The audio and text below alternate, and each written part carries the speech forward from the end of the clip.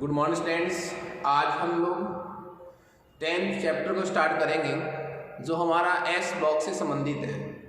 हमने पिछले क्लास में चैप्टर नंबर 9 को कंप्लीट किया था जो हाइड्रोजन जल वगैरह के बारे में हमें बताता था। हमारा जो आज का चैप्टर है वो एस ब्लॉक तत्वों के बारे में है। आवर्त सारणी को 4 ब्लॉक में बांटा गया है, S block, P block, D block और एफ ब्लॉक। 11th के सिलेबस में एस ब्लॉक कंप्लीट है जिसमें वर्ग 1 और वर्ग 2 के बारे में पढ़ेंगे। पी ब्लॉक तत्वों में हमारे पास 6 वर्ग हैं, 13, 14, 15, 16, 17 और 18। उसमें हम सिर्फ वर्ग संख्या 13 और वर्ग संख्या 14 को तो 11th क्लास में पढ़ेंगे और बाकी के जो शेष वर्ग हैं पी ब्लॉक के उनको हम सीनियर क्लास में पढ़ेंगे। और डी और एफ ब्लॉक जो है हमारे सीनियर के सिलेबस में है। तो 11th क्लास के सिलेबस में एस ब्लॉक कंप्लीट है और पी ब्लॉक जो है उसके कितने वर्ग शामिल है? 2। तो आज हम चैप्टर नंबर 10 स्टार्ट करने जा रहे हैं जिसमें हम एस ब्लॉक तत्वों के बारे में पढ़ेंगे। तो हमारा जो आज का यूनिट है वो है यूनिट नंबर 10 और जो किससे संबंधित है? एस ब्लॉक से।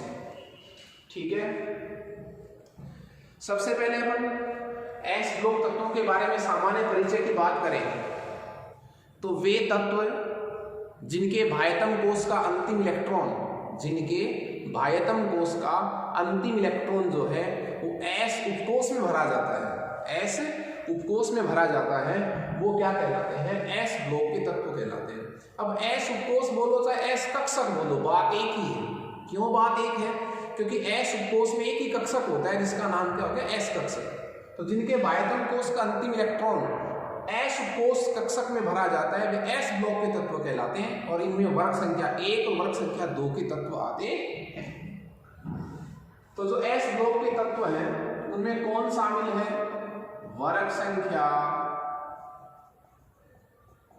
1 और 2 के जो तत्व हैं, वर्ग संख्या 1 और जो क्या है 2 के जो तत्व हैं वो किस में आते हैं? एस ब्लॉक तत्वों की श्रेणी में आते। जो वर्ग संख्या 1 है उसका एक नाम है, उनको हम क्या कहते हैं? क्षारीय धातु। वर्ग संख्या 2 को हम क्या कहते हैं? क्षारीय मृदा धातु। क्षारीय धातु और क्षारीय मृदा धातु क्लियर है? दोनों ही जो है वो कैसी प्रकृति के हैं? धात्विक प्रकृति के हैं। हम स्पेशली अलग अलग वर्ग संख्या 1 को भी पढ़ेंगे और वर्ग संख्या किसको? 2 को। हमारा जो सबसे पहला पॉइंट है वो है वर्ग संख्या 1। वर्ग संख्या 1 के सामान्य परिचय में बात किसकी करेंगे? सबसे पहले हम वर्ग संख्या 1 जिन टॉपिक्स में जैसे जिस पैटर्न में हम वर्ग संख्या 1 को पढ़ेंगे उसी पैटर्न में हम वर्ग संख्या 2 को पढ़ेंगे। तो वर्ग संख्या 1 जो है उसका नाम क्या है? उसको कहते हैं क्षारीय धातु। वर्ग संख्या 1 को क्या कहते हैं? क्षारीय धातु। क्यों? क्योंकि ये जो धातु है कौन सी? वर्ग संख्या 1 वाले जो तत्व हैं जिनको मैंने क्षारीय धातु बोला है। वर्ग संख्या 1 के तत्व जो हैं वो किससे रिएक्शन करते हैं? जल से क्या करते हैं? जब क्रिया, जल से क्रिया करते क्या बनाते हैं? क्षारीय हाइड्रोक्साइड। क्षारीय प्रकृति के क्या बनाते हैं? हाइड्रोक्साइड बनाते हैं जल से क्रिया करके। इसलिए इन तत्वों का नाम क्या रख दिया? क्षारीय धातु। ताप और उष्मा के सुचालक हैं। नाम क्या क्या है इनमें? देखिए, lithium, sodium, potassium, rubidium, caesium और francium. Lithium, sodium, potassium, rubidium और सीजियम और फ्रेंसियम। बात करूं इनके परमाणु क्रमांक की तो लिथियम आता है 3 नंबर पर, 8 जोड़िए 11 नंबर पर, फिर आप 8 जोड़िए 19 नंबर पर, फिर आप 18 जोड़िए 37 नंबर पर, फिर 18 जोड़िए 55 नंबर पर, और फिर 32 जोड़िए आप 87। ये इनके परमाणु क्रमांक हो गए और ये इनके प्रतीक हो गए। क्लियर है? मैं इन तत्वों के साथ साथ यहीं पर इनके भायतम कोष के इलेक्ट्रॉनिक विन्यास के बारे में बात कर लूं तो वर्ग संख्या 1 के तत्वों का जो सामान्य इलेक्ट्रॉनिक विन्यास होता है, सामान्य इलेक्ट्रॉनिक विन्यास वो होता है NS1। ये जो NS1 है ये भायतम कोष का सामान्य इलेक्ट्रॉनिक विन्यास है। तो सिर्फ किसकी वैल्यू चेंज होगी? N की, मतलब भायतम कोष की वैल्यू चेंज होगी। तो देखें लिथियम का जो विन्यास है मैं कंप्लीटली लिख रहा हूं, 3 नंबर पर आता है 1s2 2s1, 1s2 और 2s1। ठीक है, अब भायतम कोष कौन सा होगा? 2, तो ये भायतम कोष हो गया साहब दूसरा। तो विन्यास देखो 2s1, तो विन्यास क्या आएगा? भायतम कोष का NS1। चाहे आप किसी भी तत्व का इलेक्ट्रॉनिक विन्यास लिख लेना। तो इसी तरह की सोडियम का क्या आएगा साहब? देखो 11 नंबर पर है 1s2 2s2 2p6 3s1। ये सोडियम का क्या हो गया? इलेक्ट्रॉनिक विन्यास। ठीक है, 6 2 8 2 10 और 1 11। इसका भी देखो भायतम कोष कौन सा है? कैसे पता चला भायतम कोष का? ये तीसरा भायतम कोष है।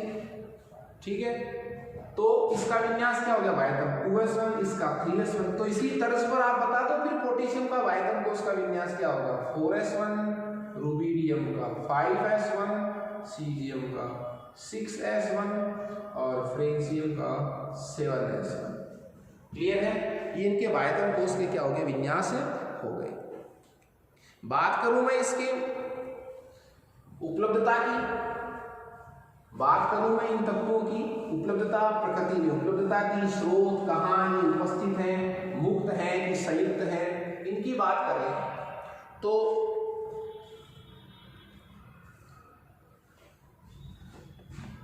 जो वर्ग 1 के तत्व हैं इनकी जो सक्रियता है, इनकी जो क्या है सक्रियता है, वो तुलनात्मक रूप से क्या होती है? अधिक होती है। वर्ग 1 के तत्वों की जो सक्रियता है वो तुलनात्मक रूप से क्या होती है? अधिक होती है। इसीलिए ये जो तत्व हैं वो मुक्त अवस्था में नहीं पाए जाते, मुक्त अवस्था में उपलब्ध नहीं होते। तो ये फिर किस अवस्था में होते हैं? ये संयुक्त अवस्था में पाए जाते हैं, संयुक्त अवस्था। इसका रीजन क्या होगा? क्योंकि वर्ग संख्या 1 के जो तत्व हैं जिनकी सक्रियता अधिक होने के कारण ये मुक्त अवस्था में नहीं पाए जाते। ये कैसे पाए जाते हैं? संयुक्त अवस्था। कैसे पाए जाते हैं? ये संयुक्त अवस्था। क्लियर है? ये संयुक्त अवस्था में विभिन्न प्रकार के यौगिकों नाइट्रेट सल्फेट के रूप में पाए जाते हैं। जैसे मैं कुछ यौगिकों की बात करूं, NaCl सोडियम का बहुत बड़ा स्रोत है, रॉक साल्ट जिसको मैं कह सकता हूं समुद्र में, KCl। ठीक है, उस फ्रेंसियम जो है वो रेडियोएक्टिव प्रकार का यौगिक है, रेडियो सक्रिय तत्व है। दो बहुत अच्छे फॉर्मूले हैं जो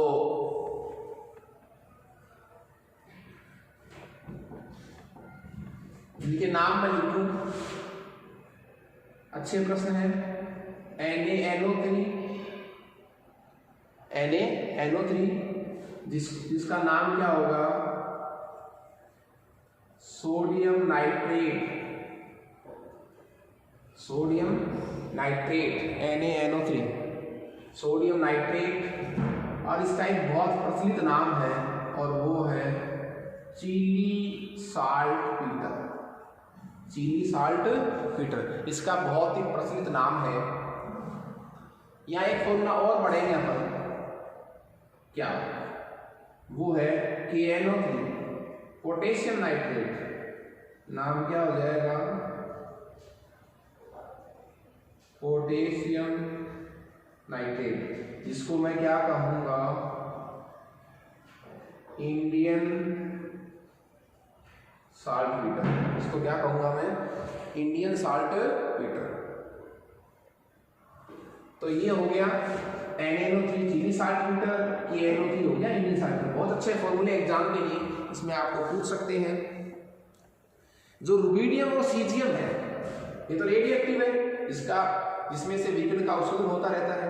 रुबिडियम और जो सीजियम है वो प्रकृति में अल्प मात्रा में पाए जाते हैं। इलेक्ट्रॉनिक विन्यास की मैंने आपसे बात कर ली थी। अब मैं बात करूंगा वर्ग संख्या 1 के भौतिक गुणों के बारे में। वर्ग संख्या 1 के भौतिक गुणों के बारे में मैं अध्ययन करूंगा।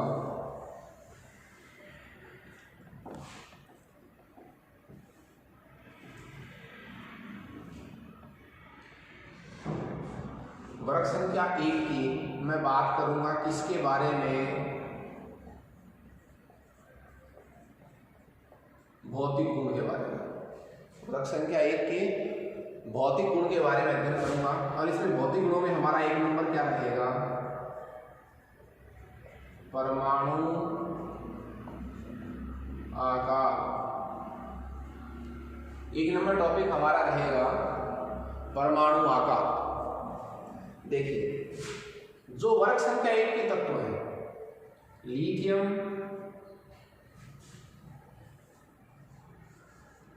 और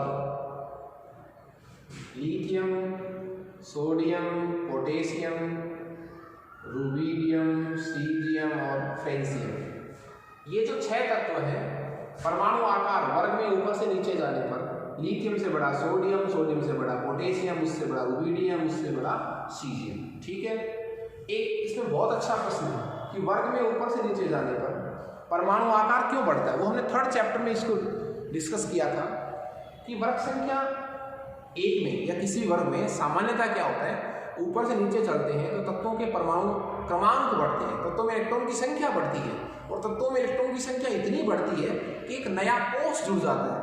और त्रिज्या क्या होती है, नाभि से लेकर बाह्यतम कोष के मध्य की दूरी। तो वर्ग में ऊपर से नीचे जाने पर चूंकि तत्वों में इलेक्ट्रॉन की संख्या बढ़ती है, इलेक्ट्रॉन की संख्या बढ़ने से कोष की संख्या बढ़ती है, कोष की संख्या बढ़ने से बाह्यतम कोष और नाभि के बीच की दूरी बढ़ती है, तो परमाणु आकार भी बढ़ता है। क्लियर है, ये तो था इन्हीं तत्वों के मामले में। यहाँ एक बहुत अच्छा प्रश्न क्या है कि वर्ग 1 के तत्व, वर्ग 1 के क्या बोलो तत्व जो है, वर्ग 1 के तत्वों का आकार अपने अपने आवर्त में,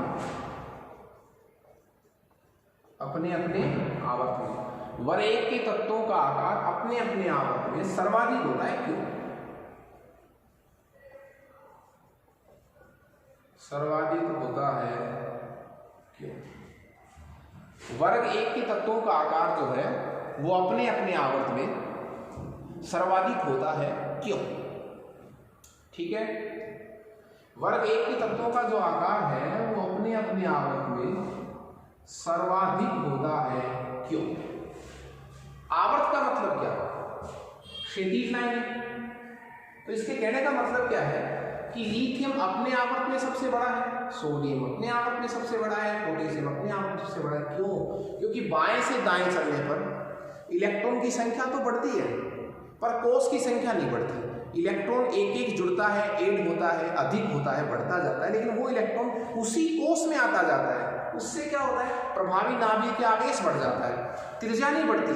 तो प्रभावी नाभिक के आवेश बढ़ेगा तो नाभिक बाह्यतम कोष को अपनी तरफ खींचेगा, तो आकार में क्या आएगी? कमी। तो चूंकि बाएं से दाएं चलने पर प्रभावी नाभिक के आवेश बढ़ने से चूंकि आकार में कमी आती है, तो जैसे हम इधर चलेंगे आकार कम होता जाएगा।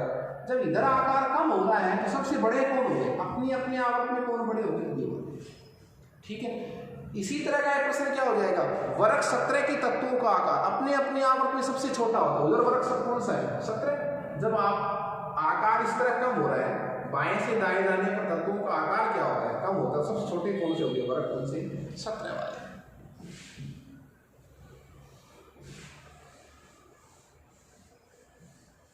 उसके बाद हमारा दूसरा भौतिक गुण है वो है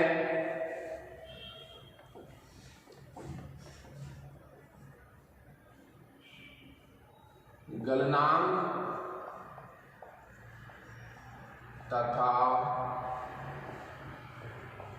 क्वथनांक, मेल्टिंग पॉइंट और बॉइलिंग पॉइंट। गलनांक और क्वथनांक। गलनांक और क्वथनांक की बात करें तो इसमें आपको इतना याद रखना है कि वरक संख्या 1 के जो तत्व हैं, या मैं क्या कह दूं, क्षारीय धातु, क्षारीय धातुओं के बॉइलिंग पॉइंट, क्वथनांक तथा मेल्टिंग पॉइंट क्या होते हैं, कम होते हैं। क्यों?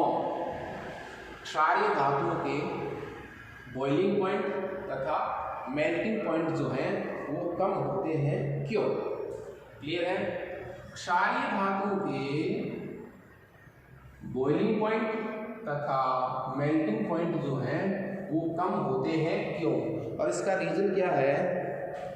इसका रीजन क्या है? क्योंकि इनके बाह्यतम कोश में कितने इलेक्ट्रॉन होते हैं? एक। बाह्यतम कोश में एक इलेक्ट्रॉन है, तो आपस में जो है वो कैसे प्रकार के बंध बना पाते हैं? दुर्बल प्रकार के क्या होते हैं इनके मध्य? धात्विक बंध उपस्थित। दुर्बल प्रकार के क्या होते हैं? धात्विक बंध उपस्थित होते हैं। इसलिए दुर्बल प्रकार के जो क्या होते हैं? धात्विक बंध उपस्थित होते हैं, उन्हें हम क्या कहते हैं बताओ? इस वजह से इनके गलनांक और क्वथनांक जो है वो क्या होते हैं? कम होते हैं।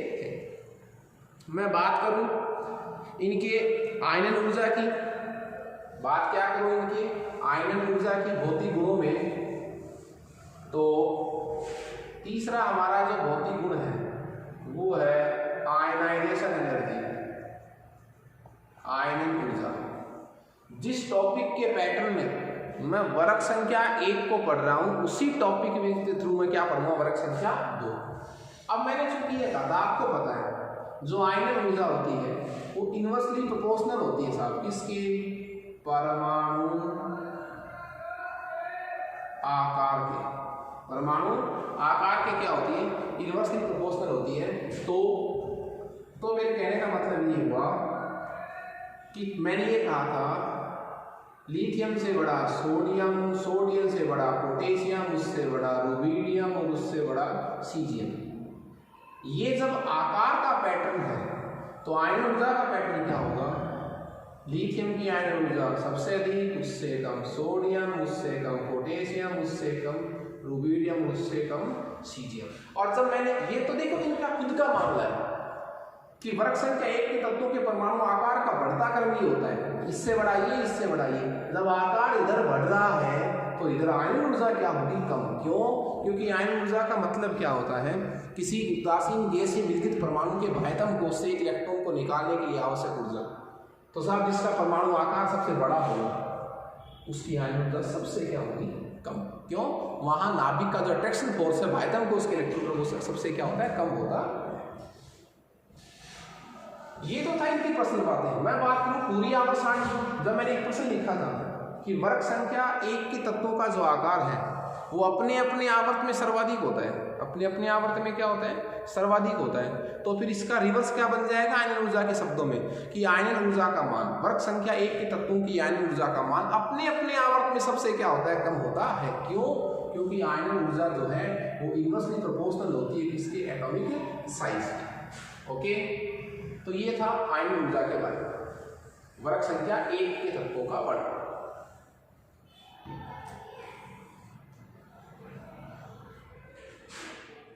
बहुत अच्छा गुंजरा। मैं नेक्स्ट हमारा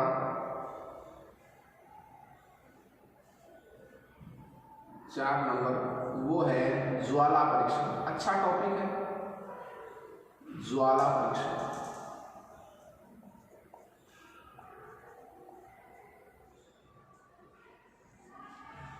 ज्वाला परीक्षण, ज्वाला परीक्षण।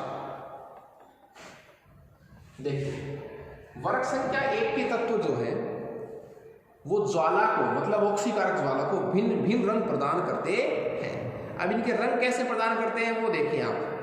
लिथियम जो है, जो लिथियम है, सोडियम है, पोटेशियम है, रुबीडियम है, सीजियम और फ्रेंशियम। इनमें जो फ्रेंशियम है वो तो कोई रंग प्रदर्शित बच गए कौन? लिथियम। तो देखिए लिथियम जो है वो किरमिजी लाल, किरमिजी टाइप का जो लाल रंग प्रदर्शित करेगा। सोडियम जो है वो पीला सुनहरा होता है, कहला कैसा भाई? पीला, सुनहरे रंग का पीला, सुनहरा पीला, ठीक है।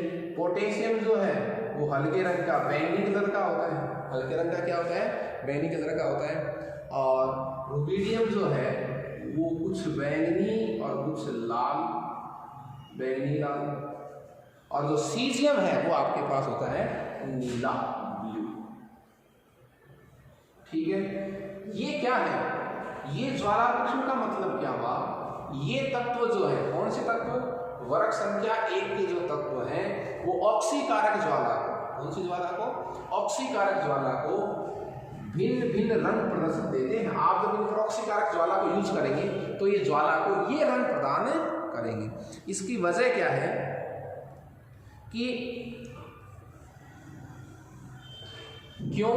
जब इन तत्वों को क्या करेंगे आप, इनकी आयन ऊर्जा क्या होती है? कम होती है। तो इलेक्ट्रॉन जो है वो उत्तेजित होकर निम्न ऊर्जा स्तर से उच्च ऊर्जा स्तर में चले जाते हैं, और जब ये वापस अपने मूल ऊर्जा स्तर में लौटते हैं तो ज्वाला को क्या देते हैं? अभिलाक्षणी रंग प्रदान करते हैं। क्लियर है? उसके बाद एक बहुत अच्छी परिभाषा है इन तत्वों के बारे में। ये तत्व जो है वो प्रदर्शित करते हैं और उनमें है 5 नंबर, प्रकाश विद्युत प्रभाव।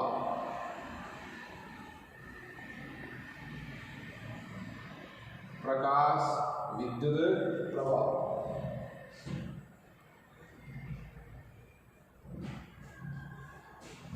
प्रकाश विद्युत प्रभाव। देखिए वर्ग संख्या 1 का जो तत्व है, जैसे सीजियम है, पोटेशियम है, सीजियम है, इनकी आयन ऊर्जा क्या होती है? इनकी जो आयन ऊर्जा है वो क्या होती है? कम। ये तत्व जो है इन धातुओं की सतह पर, किस किस की धातु सतह पर? पोटेशियम हो चाहे सीजियम हो, इन तत्वों की बाह्य सतह पर जब निश्चित आवर्ती का प्रकाश आपतित होता है, प्रकाश क्या होता है? आपतित होता है, तो इन धातुओं की सतह से जो है वो किसका निष्कासन होता है? इलेक्ट्रॉन का निष्कासन होता है। इस इलेक्ट्रॉन की वजह से प्रवाहित धारा होती है, इसलिए इस प्रभाव को क्या कहते हैं? प्रकाश विद्युत प्रभाव। मैं आपको फिर से रिपीट कर दूं, मैंने सेकंड चैप्टर में इसको डिस्कस भी किया था कि पोटेशियम, सीजियम आदि धातु की सतह पर निश्चित आवर्ती का प्रकाश आपतित करने पर धातु की सतह से इलेक्ट्रॉन का निष्कासन होता है, जिससे हमें धारा प्राप्त होती है। इस प्रभाव को क्या कहते हैं? प्रकाश विद्युत प्रभाव, फोटो इलेक्ट्रिक इफेक्ट। क्लियर है? तो ये दो तत्व जो है वो प्रकाश विद्युत प्रभाव भी प्रदर्शित करते हैं। और कौन से वर्ग के तत्व है ये? वर्ग संख्या 1 के।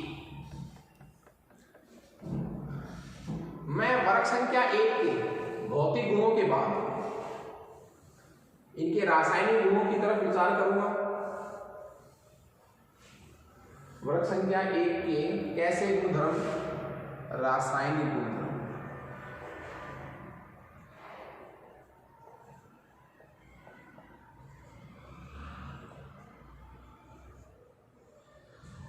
रासायनिक गुणधर्म की बात करूंगा।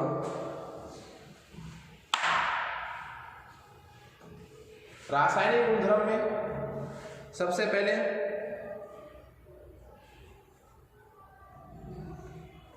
मैं बात करूं इनकी अभिक्रियाशीलता की। रासायनिक क्रियाशीलता की बात करूं तो जो क्षार धातुओं के तत्व हैं, क्षार धातुएं जो हैं वो अत्यधिक क्रियाशील होती है। क्या होती है? अत्यधिक क्रियाशील। क्यों? इनका परमाणु आकार क्या होता है? बड़ा। इनके 3 रीजन है साहब। क्षार धातुएं अत्यधिक क्रियाशील क्यों होती है? उसका रीजन क्या है? एक तो आकार क्या है इनका? बड़ा, और आकार बड़ा है तो इनकी आयन ऊर्जा क्या हो गई? कम। क्लियर है? आकार बड़ा है, आयन ऊर्जा क्या है? कम है। इसलिए ये जो क्षार धातुएं हैं वो अत्यधिक क्या होती है? क्रियाशील होती है। सबसे इंपॉर्टेंट इसमें 2-3 प्रकार के रासायनिक गुणधर्म हैं, वो आपको बहुत ही अर्जेंटली याद करने हैं, परीक्षा में प्रश्न भी पूछे जाते हैं कि सेकंड नंबर जो है वो है किससे क्रिया, O2 से क्रिया। अब O2 से क्रिया हो चाहे आप करवाइए, O2 से क्रिया का मतलब क्या हुआ, इन धातुओं की क्रिया आप ऑक्सीजन से करवाएं तब क्या होता है। या फिर मैं क्या कह सकता हूँ, जब इनको वायु में खुला छोड़ दें तो क्या हो, वायु में खुला छोड़ देंगे तो अपने आप रिएक्शन किससे हो जाएगी, ऑक्सीजन से हो जाएगी। तो चाहे आप ऑक्सीजन से रिएक्शन करवाएं चाहे वायु में खुला रखने से हो, दोनों ही प्रकार के इसमें प्रश्न आ जाते हैं। और क्षार धातुओं को विशेषकर आप किसको, क्षार धातुओं को जब आप वायु में खुला छोड़ेंगे, जितनी भी क्या है क्षार धातुएं हैं, जितनी भी क्या है क्षार धातुएं हैं, इनको जब आप वायु में क्या छोड़ें खुला, वायु में क्या छोड़ने पर, खुला छोड़ने पर, वायु में इनको क्या छोड़ने पर, खुला छोड़ने पर इनकी सतह जो है, इनकी सतह जो है वो क्या हो जाती है, मलिन हो जाती है। इनकी सतह क्या हो जाती है, मलिन हो जाती है। क्यों, क्योंकि इनकी सतह पर जो है वो ऑक्साइड, कार्बोनेट,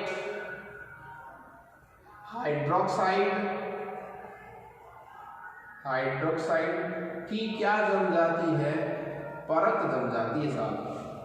तो इन धातुओं को जब हम वायु में खुला छोड़ते हैं तो इनकी सतह जो है वो मलिन हो जाती है, धूमिल हो जाती है। क्यों हो जाती है, क्योंकि इनकी ये जो है वो वायु से क्रिया करके ऑक्साइड प्रकार के यौगिक बना सकते हैं, कार्बोनेट प्रकार के यौगिक बना सकते हैं और हाइड्रोक्साइड प्रकार के क्या बना सकते हैं, यौगिक बना सकते हैं। क्लियर है, तो इन पर परत जम जाती है। अब कौन से तो ऑक्साइड बनाएंगे, कौन से क्या बनाएंगे, सुपर ऑक्साइड, कौन से पेरोक्साइड, इसका बात अपन करेंगे। लिथियम जो है, जो कौन है लिथियम, वो तो मोनोऑक्साइड बनाता है। लिथियम क्या बनाता है, मोनोऑक्साइड। मैं बात करूं कि ऑक्सीजन से क्रिया करके ये कैसे प्रकार के ऑक्साइड बनाते हैं सामान्यतः, वो देखिए।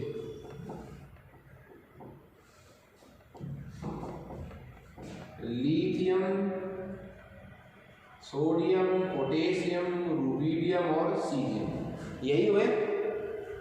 तो लिथियम तो बनाता है मोनोऑक्साइड प्रकार का यौगिक। लिथियम तो क्या बनाता है, मोनोऑक्साइड, लिथियम मोनोऑक्साइड।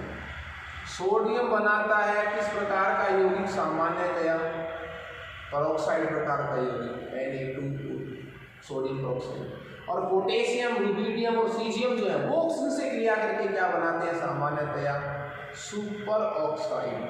क्या बनाते हैं, जैसे KO2 पोटेशियम सुपर ऑक्साइड। तो इसमें आपको याद ये रखना था कि वर्ग संख्या 1 की जो तत्व है वो ऑक्सीजन से क्रिया करके भिन्न भिन्न प्रकार के ऑक्साइड बनाते हैं। लिथियम मोनोऑक्साइड बनाता है, सोडियम पेरोक्साइड बनाता है, और शेष तत्व जो है वो ऑक्सीजन से क्रिया करके सुपर ऑक्साइड बनाते हैं। ओके, नेक्स्ट क्लास में हम इन तत्वों की जल से क्रिया के बारे में पढ़ेंगे। Okay, thank you students.